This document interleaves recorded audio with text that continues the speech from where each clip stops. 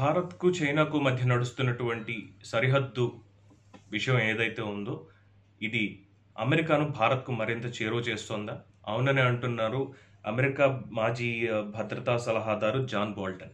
Trump ఇటీవల తీసుకున్నటువంటి నిర్ణయాలు భారతీయులకు ఏ విధంగా నష్టం చేకూర్చినా, లాభం చేకూర్చినా అది వాళ్ళ వాణిజ్యానికి సంబంధించినటువంటి లేదు పౌరసత్వానికి సంబంధించినటువంటి నిర్ణయాల కింద మనం భావించొచ్చు. కానీ అంతర్జాతీయంగా ఉన్నటువంటి ఈ సరిహద్దు వివాదాలు అవ్వచ్చు, ఏవైనా అవ్వచ్చు, చాలా మటుకు భారతదేశానికి అమెరికాను దగ్గర చేస్తున్నాయి.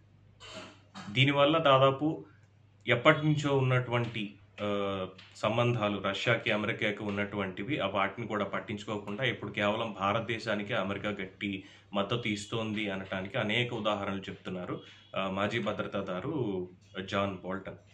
ఇదే కనుక జరిగితే ఇటు పాకిస్తాన్‌కి గానీ, అటు చైనాకి గానీ పెద్ద వార్నింగ్ అయితే తప్పదు. భారతదేశం మీదకి రావాలన్నా, ఏదన్నా దాడులు చేయాలన్నా కూడా ఖచ్చితంగా తీరాల్సిన ఆవశ్యకత అయితే ఉంది.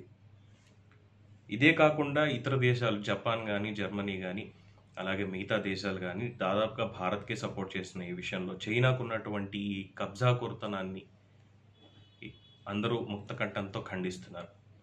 అలాగే దాదాపుగా అమెరికాకి పనిచేసినటువంటి అధ్యక్షులు ఎవరైతే ఉన్నారో ఇదివరకు కూడా అందరూ కూడా భారత్‌తో సత్సంబంధాలని కోరుకున్నారు. ఇప్పుడు కూడా ట్రంప్ అదే వేలో వెళ్తున్నారు అన్నట్టుగా మనకి సమాచారం అందుతుంది.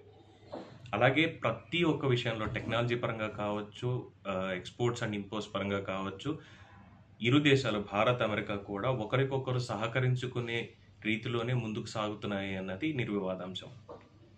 అలాగే ఉగ్రవాదానికి సంబంధించి గతంలో బాలాకోట్‌లో జరిగినటువంటి సర్జికల్ స్ట్రైక్స్ ఏవైతే ఉన్నాయో వీటిని కూడా అమెరికా సమర్థించింది. పాకిస్తాన్ చేసినటువంటి ఉగ్ర చర్యలు ఏవైతే ఉన్నాయో వాటికి ధీటుగా భారత్ సమాధానం ఇవ్వడంతో ఇకపై పాకిస్తాన్ నుంచి ఉగ్రవాదం కనుమరుగు చేయాలి అన్నటువంటి ఒక సంకల్పంతో అమెరికా కూడా పనిచేస్తోందని చెప్పి అక్కడ ఉన్నటువంటి అధికార వర్గాల నుంచి అందినటువంటి సమాచారం.